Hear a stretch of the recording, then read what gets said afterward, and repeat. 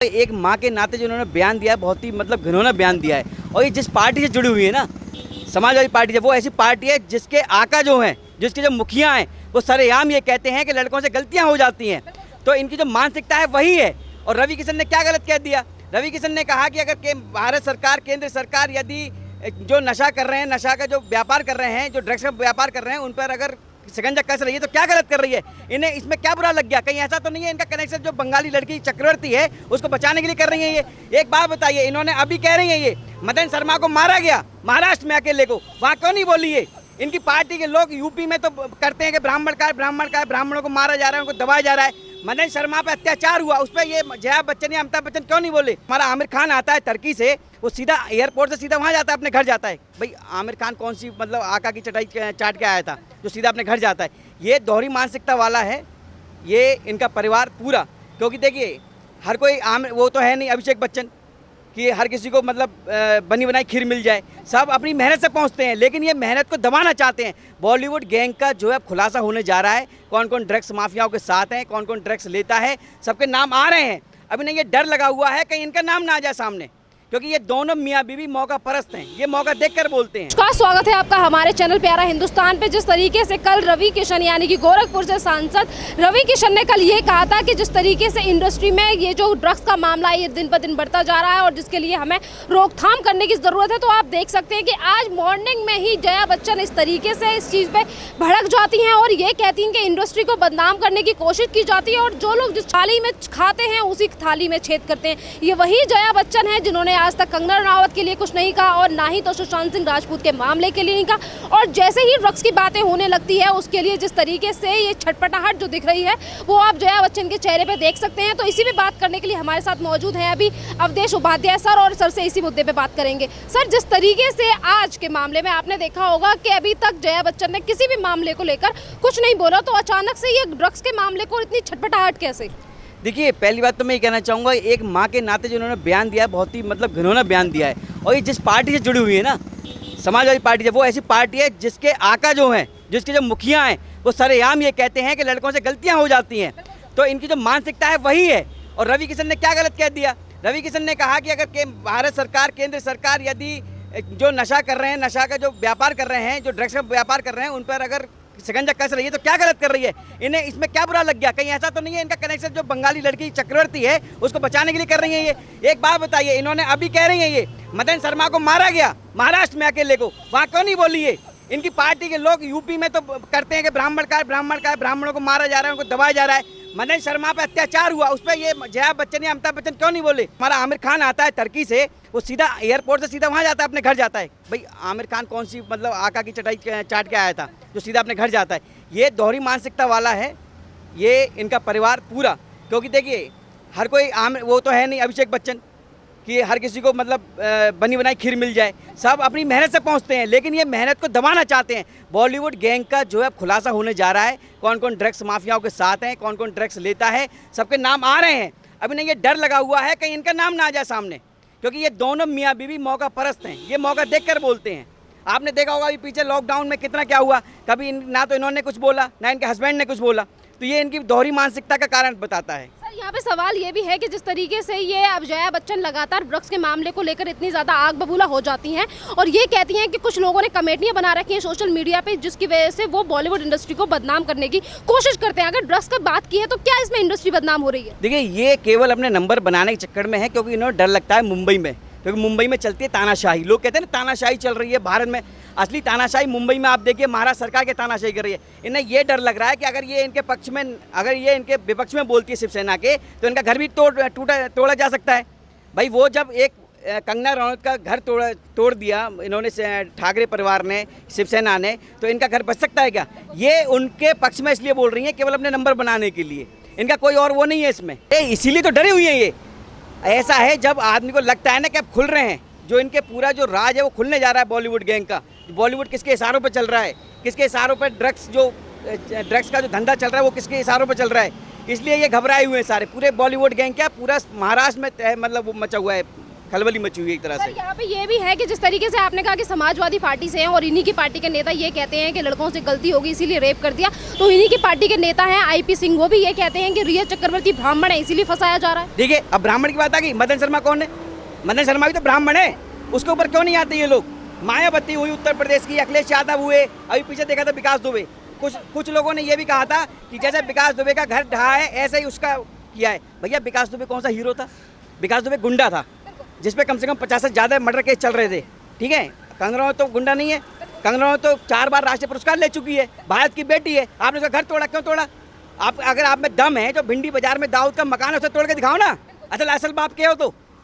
यहाँ पे एक और बात है कि सर जिस तरीके से ये कंगना रनावत को लेकर कुछ नहीं बोली थी जया बच्चन, तो कंगना ने भी आज ट्वीट करके ये कहा है कि आपकी जगह पे आपकी बेटी होती श्वेता बच्चन और यहाँ पे सुशांत सिंह राजपूत की जगह पे आपका बेटा होता अभिषेक बच्चन, तो भी आप इसी तरीके के बयान देती। ये वो लोग हैं जो अभिव्यक्ति की आज़ादी, आपने सुना होगा, हर बात पे आ जाते हैं। अभी दिल्ली में भी उमर खालिद पकड़ा गया, लोगों का ट्रेंड चल रहा है कि हम उसके साथ खड़े हैं, हम उसका। ये उन लोगों में से हैं जो कहते हैं अभिव्यक्ति की आज़ादी के नाम पर नक्सलवाद को बढ़ावा देते हैं, टुकड़े टुकड़े गैंग का साथ देते हैं, जो हिंदू धर्म के देवी देवताओं को गाली देते हैं उनका खुलेआम समर्थन करते हैं। ये उन लोगों में से हैं। और सर इन्हीं अभी जो जिस लड़की की मैंने बात की जो कि अमिताभ बच्चन की बेटी है, उसने भी अभी कुछ दिन पहले रिया चक्रवर्ती को सपोर्ट किया था। अब उसकी मानसिकता क्या थी क्या नहीं है, अब हो सकता है वो इनके बहकावे में आ जाए। इनका मैं बता रहा हूँ, ये दोहरी मानसिकता के लोग हैं, ये मौका परस्त है, मौका देख के अपना मतलब बदलते हैं रंग। और यहाँ पे दोनों मियाँ बीवी, दोनों हस्बैंड वाइफ, एक की नहीं कह रहा मैं, दोनों हस्बैंड वाइफ। इनका कोई किसी से मतलब नहीं है, इन्हें अपने व्यापार से मतलब है, इसलिए तो चुप रहते हैं ये। अमिताभ बच्चन ने कभी भी पूरा कितने 2-2.5 महीना हो गया करीब सुशांत सिंह को मतलब मरे हुए, कभी कुछ बोला? किसी तरह की कोई टिप्पणी दी? नहीं दी। क्यों नहीं दी? इन्हें डर लगता है, इन्हें ये डर लगता है कि कहीं हमारा घर न टूट जाए। वो तो कंगना जैसी जो रानी जो लक्ष्मीबाई है उसके अंदर उसके गुण हैं, उसने इतनी हिम्मत करी जो सामने आई। सर एक और बात कि जिस तरीके से यहाँ पे सरकार की तानाशाही जो चल रही है महाराष्ट्र में, और आपको क्या लगता है कि जिस तरीके से इनकी तानाशाही चल रही है और हर किसी की आवाज़ को दबाने की कोशिश की जाती है, तो इनका जो जंगल राज है वो कब तक चल पाएगा महाराष्ट्र? देखिए ये तानाशाही मैं अभी बताया था, पीछे आपने ध्यान दिया होगा, तानाशाही वही है जो लोग कहते हैं, बता तू कहने पर उसने वो करवा दिया, FIR करवा दी। हमारे मोदी जी को, अमित शाह जी को, योगी जी को लोग मंचों से गाली देते हैं, खुलेआम को गाली देते हैं, उन पर तो कभी कोई लीगल एक्शन नहीं लिया गया। ये होती है तानाशाही।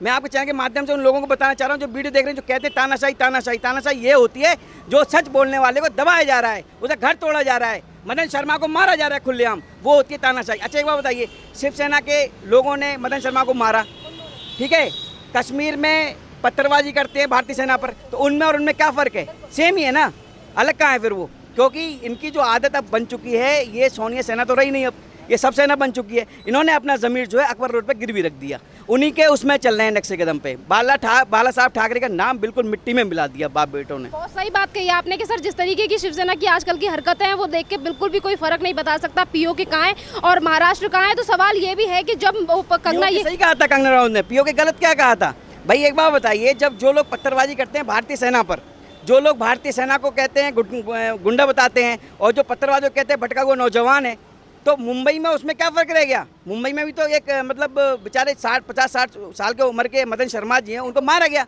उनकी आंख लाल हो गई। क्या गलत कर दिया उन्होंने? भाई कार्टून ही तो शेयर किया था, और वो मैं तो बता रहा हूँ कि ठाकरे के जो पिताजी थे उद्धव ठाकरे, वो भी कार्टूनिस्ट थे। गलत क्या किया?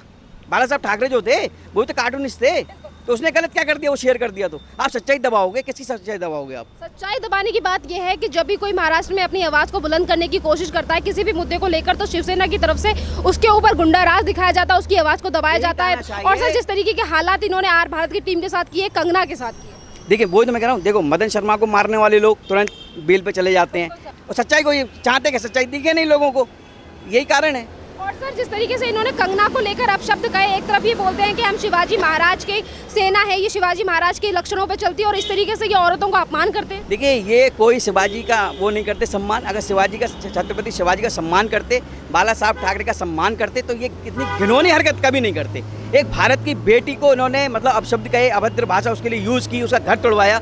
बाला साहब ठाकरे, ये इन्होंने जो कंगना रनौत का घर नहीं तोड़ा है, इन्होंने तोड़ा है जो बाला साहब ठाकरे की जो विचारधारा थी, जो उनका सपना था, उनको तोड़ा है उद्धव ठाकरे ने।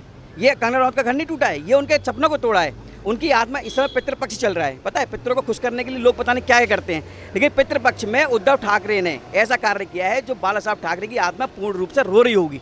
संतुष्ट नहीं होगा ये भी, इसका फल इसे मिलेगा, 100% मिलेगा। सर फिर से हम उसी टॉपिक पे आते हैं जिससे मैंने शुरुआत की थी। जिस तरीके से गोरखपुर से सांसद रवि किशन ने ये कहा था कि जो ड्रग्स का मामला है वो दिन पर दिन बढ़ता जा रहा है और जो हमारे पड़ोसी देश है, मतलब दुश्मन कह लीजिए, पाकिस्तान और चाइना जैसे देशों से हमारे यहाँ पे ड्रग्स आता है जिससे हमारा यूथ बिगड़ रहा है। तो उसको लेकर जिस तरीके से जया बच्चन के बोलते सवाल ये है कि जब और भी मैटर होते हैं ये कभी अपनी जबान नहीं खोलते, चाहे फिर ये इनकी पार्टी हो या फिर वो कांग्रेस हो। नहीं, ये उनके लिए क्यों नहीं कहते? जब वो जो इनके बॉलीवुड के इनके साथ के लोग हैं वो कहते हैं कि हमें ये देश जो सुरक्षित नहीं है, उनके लिए क्यों नहीं बोलते? ये उनके लिए बाहर निकल के आए। देखिए ये जो है, मैंने क्या कहा, ये दोनों मियाँ भी मौका परस्त हैं, ये मौका देखकर बोलते हैं। अब इन्हें लग रहा है कि अब समय है बोलने का, इन्हें अपने आका को खुश करना है, जिन्होंने कहा था कि लड़कों से लड़के हैं गुंडे, मतलब इनसे गलतियाँ हो जाती हैं, ठीक है, उस पार्टी से जुड़ी हुई हैं, तो इनमें इनके लिए कुछ कहना बेकार है। सर यहाँ पे कंगना ने ये भी कहा था, सोनिया गांधी को लेकर भी उन्होंने कहा था कि आप भी एक महिला हो और आपकी पार्टी के द्वारा जिस तरीके से दुष्कर्म किए जा रहे हैं, प्रताड़ना की जा रही है, उसको लेकर आप क्यों नहीं बोलते? क्या मैंने कहा ना, ये एक महिला के नाते, जो जया बच्चन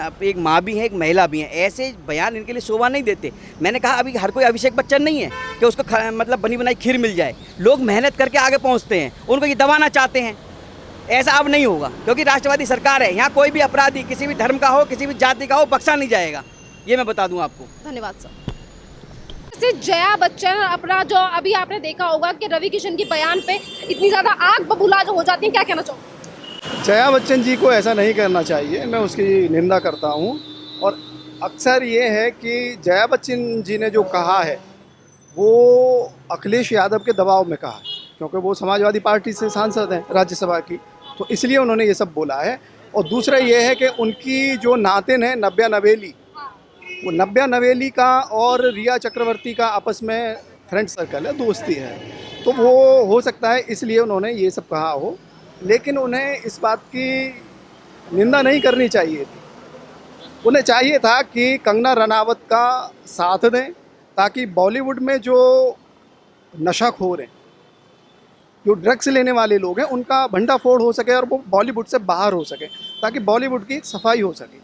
क्योंकि सफाई करने के लिए कीचड़ में उतरना पड़ता है ना, और जब तक हम कीचड़ में नहीं उतरेंगे तो वो नाले की सफाई नहीं होगी।